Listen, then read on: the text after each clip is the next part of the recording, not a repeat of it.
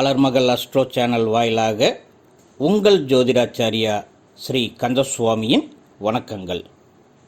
ஓம் நம சிவாய.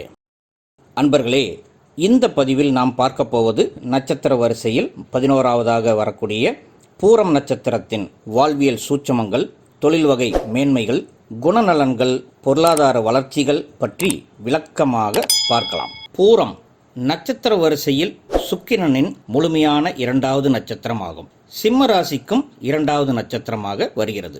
இந்த நட்சத்திரத்தின் புனிதம் என்று பார்த்தால் மதுரை மீனாட்சி மற்றும் காஞ்சி காமாட்சி அவதரித்த நட்சத்திரமாக கருதப்படுகிறது.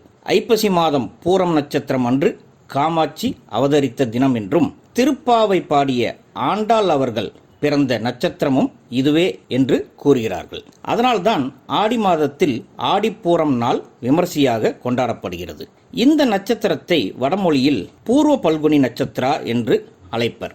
ஆங்கிலத்தில் ஃபெர்டைல் ஸ்டார் அல்லது ஃபர்ஸ்ட் ரெட்டிஷ் ஒன் என்பர்.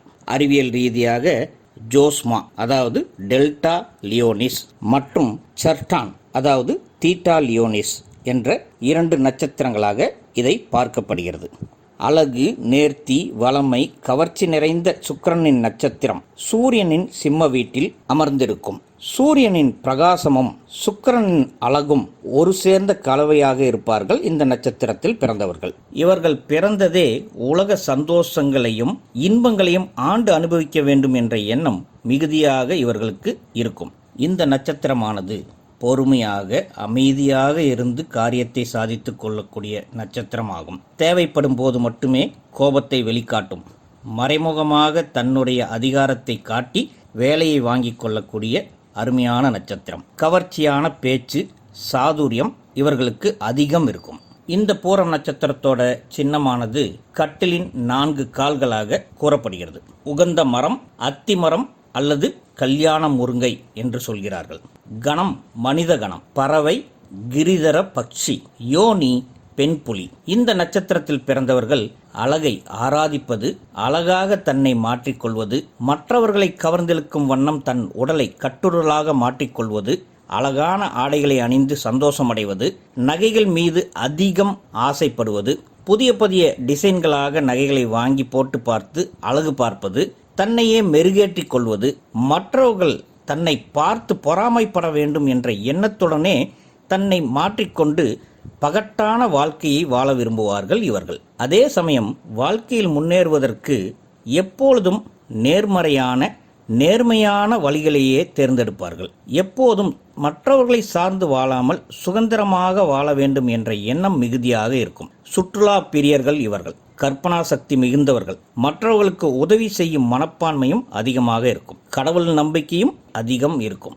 கலை, இசை, இலக்கியம், நடனம், நாட்டியம், கவிதை, கேளிக்கை போன்றவற்றில் ஆர்வம் அதிகம் இருப்பதால் இவர்களுக்கு அதை சார்ந்த துறைகளான சினிமா, சீரியல், மேடை நாடகம், நாட்டியம், அதன் மூலமாக பொருளீட்டக்கூடிய அமைப்பு இவர்களுக்கு இயற்கையாகவே அமைந்துவிடும். பிறக்கும் போதே இவர்களுக்கு சுக்கிர மகாதசை தான் இருக்கும்.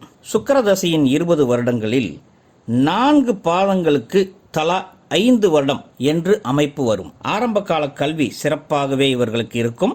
இவர்கள் சிறந்த பேச்சாற்றல் மிக்கவர்களாக இருப்பதால் குடும்பத்தில் உள்ளவர்களை தன் வசப்படுத்தி வைத்துக் கொள்ளக்கூடியவர்களாகவும் குடும்பத்தை நல்வழிப்படுத்தி கொண்டு செல்பவர்களாகவும் இருப்பார்கள். இயற்கை உணவுகளை விரும்பி உண்பார்கள்.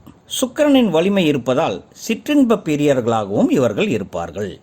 பூரம் நட்சத்திரத்தில் பிறந்த பெண்கள் கண்ணியமானவர்களாக, அன்புமிக்க, கற்புடையவராக, கலைகள் மீது அதிக அறிவுள்ளவர்களாக, மகிழ்ச்சியுடன் தான தர்மங்களில் ஈடுபடுபவராக, நீதியை நிலைநாட்டுபவர்களாக விளங்குவார்கள். அதே சமயம் ஒரு சிலர் கொஞ்சம் வெளிவேஷம் போடுபவர்களாகவும் இருப்பார்கள். அதுவும் காரியத்தை சாதித்து கொள்ளத்தான். இவர்களின் பிறப்பு சூட்சமம் என்னவென்றால், பிறப்பின் ஆரம்பத்திலேயே உலகத்தில் உள்ள அனைத்து இன்பத்தையும் அடைந்து அனுபவிக்க வேண்டும் என்று அதற்காக பாடுபடுபவர். அது உடல் சுகமாகட்டும் அல்லது ஆடை ஆபரணங்கள் ஆகட்டும், புது புது உணவுகளை உண்டு மகிழ்வதாகட்டும், விதவிதமான வண்டி வாகனங்களை வாங்கி அனுபவிப்பதாகட்டும், ஊர்கள் சுற்றுவதாகட்டும், இந்த காலத்தில் மற்றவர்கள் பொறாமைப்படுவதற்காகவே வாங்கக்கூடிய மாடர்ன் டிவிக்கள், புதிதான செல்போன்கள் என்று சொல்லிக்கொண்டே போகலாம். இவை அனைத்திற்கும் காரணம் சுகவாசியான சுக்கிரனின் நட்சத்திரத்தில் பிறந்திருப்பதால் தான். ஆனால் வாழ்வின் பிற்பகுதியில் அனைத்தையும் அனுபவித்து சலித்து போய் ஒரு ஞான நிலைக்கு வருவார்கள். இதுக்கு முழு காரணம் என்னவென்றால், சுக்கிரன் உச்சம் பெறுவதே மீனம் என்ற அமைதியான கடலில்தான். இப்படிப்பட்ட பூரம் நட்சத்திரத்தின் 4 பாதங்களில் பிறந்தவர்களுக்கு எப்படிப்பட்ட தொழில்கள் அமையும் என்பதை இப்போது பார்க்கலாம். பூரம் முதல் பாதத்தில் பிறந்தவர்களுக்கு சந்திரன் நவாம்சத்தில் சிம்மத்திலேயே வர்க்கோத்தமமாக அமர்ந்து இருக்கும். அதனால் ஆளுமை, அரசு, அரசாங்க பதவி, அதிகாரம், அரசியல் பதவிகள், ஆளுமை கொண்ட சுய தொழில்கள், வேலைகள் என்றாலும் அரசாங்க வேலைகள், ஆசிரியர் வேலைகள், கம்பெனியில் மேனேஜர் போன்ற வேலைகள் இவர்களுக்கு அமையும். சிம்மம் அதன் அதிபதியான சூரியன், அதனுடைய தாக்கம் இவர்களுக்கு அதிகமாகவே இருப்பதால் தான் அரசாங்கம் சம்பந்தப்பட்ட விஷயங்களில் அதிகமாக இவர்கள் நுழைந்து அதில் நல்ல பெயர் எடுத்து அதன் மூலமாக பொருளாதாரத்தை ஈட்டக்கூடிய வேலை மற்றும் தொழிலில் இவர்கள் சிறப்பாக வாழ்வார்கள். பூரம் 2ஆம் பாதத்தில் பிறந்தவர்களுக்கோ சந்திரன் நவாம்சத்தில் புதனுடைய வீடான கன்னி ராசியில் இருக்கும். இவர்களுக்கு கலை சார்ந்த வேலைகள் மற்றும் தொழில்கள், சினிமா துறை, டிவி நாடகத்தில் நடிப்பது, மக்களின் பொழுதுபோக்கு சம்பந்தப்பட்ட விஷயங்களுக்கு கதைகள் எழுதுவது, படம் எடிட்டிங் செய்து தருவது, செய்தித்துறையில் செய்திகள் வாசிப்பது, செய்தித்தாள் நடத்துவது, ஜேர்னலிசம் மற்றும் மக்கள் தொடர்பு சம்பந்தமான வேலைகள், கால் சென்டர் தொழில் நடத்துவது, தரகு, கமிஷன், புரோக்கரிங் வேலைகள் செய்து அதன் மூலமாக பொருளாதாரம் மேன்மையை அடைவது என்பது இவர்களுக்கு சாதாரணமாகவே அமையும். பூரம் 3ஆம் நட்சத்திரத்தில் பிறந்தவர்களுக்கு நவாம்சத்தில் சந்திரன் துலாம் ராசியில் இருக்கும். சுக்கிரனின் தன்மையில் சந்திரன் சஞ்சரிப்பதால் அழகுக்கலை சார்ந்த விஷயங்களான ஒப்பனையாளராக, சிகை அலங்கார நிபுணர்களாக, வீடு டிசைனிங் செய்து கொடுப்பவர்களாக, வண்டி வாகனத்தை டிசைனிங் பண்ணி, அதாவது ஸ்டிக்கர்கள் எல்லாம் ஒட்டுவாங்க இல்லையா, அதுபோல், அல்லது வண்டிகளை புதுப்பித்து வேறு மாடலுக்கு மாற்றி கொடுப்பவர்கள், அப்படி டிசைனிங்காக செய்து கொடுப்பவர்களாக, விளம்பர பேனர்கள் அடித்து தருபவர்களாக இவர்கள் அதிகமாக செயல்படுவார்கள். கலைகளில் நாட்டியம், நடனம், நேர்த்தியான துணிகளை வடிவமைப்பதும் இவர்களுக்கு செட் ஆகும். துலாம் ராசி காற்று ராசி, அதோடு நெருப்புக்குண்டான சிம்ம ராசி சேரும்போது வாதங்கள் செய்து வெற்றி பெறக்கூடிய தொழில்கள், வக்கீல் வேலைகள், அதோடு காற்று ராசிக்கே உண்டான அயல்நாட்டில் சென்று வேலை செய்து பொருளீட்டுவது இவர்களில் பலருக்கும் சிறப்பாக அமையும்.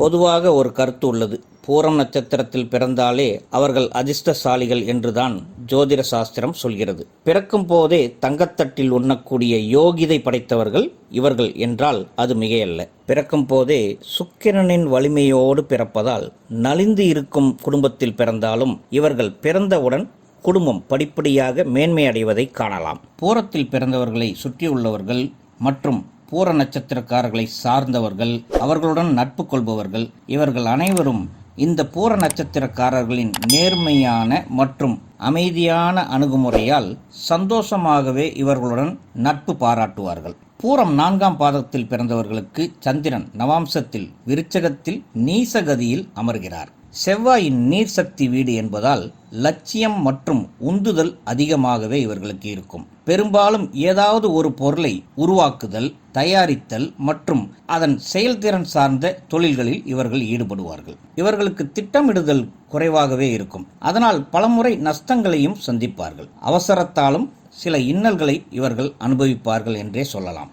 மறைமுக தொழில்களிலும் ஈடுபட்டு அதன் மூலம் பொருளீட்டவும் துணிவார்கள். ஃபிட்னஸ் சென்டர் நடத்துதல், கவுன்சிலிங், ரேடியோ ஜாக்கிகள், கதா காலசேபம் நடத்துவது மற்றும் ஆசிரியர்களாகவும் இவர்கள் வேலை செய்வார்கள்.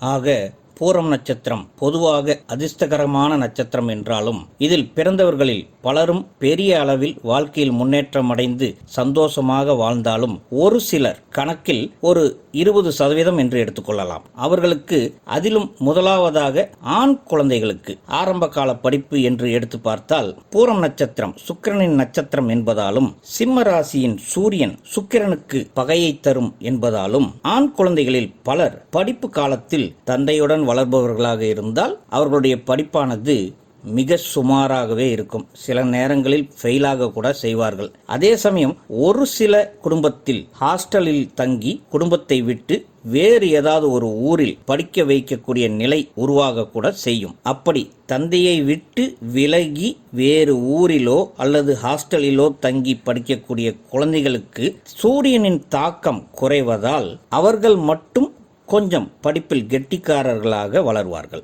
ஆனால் ஆரம்ப காலத்தில் குடும்ப உறவு பந்தங்கள் குறைவாகவே இவர்களுக்கு இருக்கும். பெண் குழந்தைகளாக இருந்தால் இந்த தாக்கம் முற்றிலும் மாறும். அது மட்டும் இல்லாம பொதுவாக பூரம் நட்சத்திரத்தில் பிறந்தவர்கள் சுகபோகங்களாக சந்தோஷமாகத்தான் வாழ செய்கிறார்கள். ஒரு சிலர் மிக கஷ்டப்படுகிறார்கள் என்றால் அவர்களுடைய ஜாதகத்தில் ஒன்று 7.5 சனியோ அஷ்டம சனி காலமோ அல்லது சூரியன் அல்லது சுக்கிர கிரகம் இவர்களுடைய ஜாதகத்தில் அமையப்பெற்ற இடம் பாதிப்பை தரக்கூடிய அமைப்பில் இருக்கலாம்.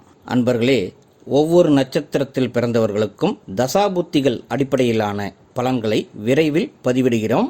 இது போன்ற நுணுக்கமான விஷயங்களை உங்களுக்கு நாங்கள் மென்மேலும் அளிப்பதில் சந்தோஷப்படுகிறோம். இந்த அலர்மகள் அஸ்ட்ரோ சேனலை முதலாக பார்ப்பவராக இருந்தால் சப்ஸ்கிரைப் பண்ணுங்க, லைக் பண்ணுங்க, உங்களுடைய கமெண்ட்ஸை பதிவிடுங்க. உங்களுக்கு தெரிந்த பூரம் நட்சத்திரத்தில் பிறந்தவர்கள் யாராவது உங்கள் குடும்பத்திலோ அல்லது உங்கள் நட்பு வட்டத்திலோ இருந்தால் அவர்களுக்கு இந்த பதிவை ஷேர் பண்ணுங்க, அவர்களும் பார்த்து பயன்பெறட்டும். ஏற்கனவே சப்ஸ்கிரைப் பண்ணி எங்களுக்கு ஆதரவு தரக்கூடிய அனைத்து அன்பர்களுக்கும் புதிதாக பார்ப்பவர்களுக்கும் என் மனமார்ந்த நன்றிகள். வாழ்க வளமுடன். ஓம் நம சிவாய.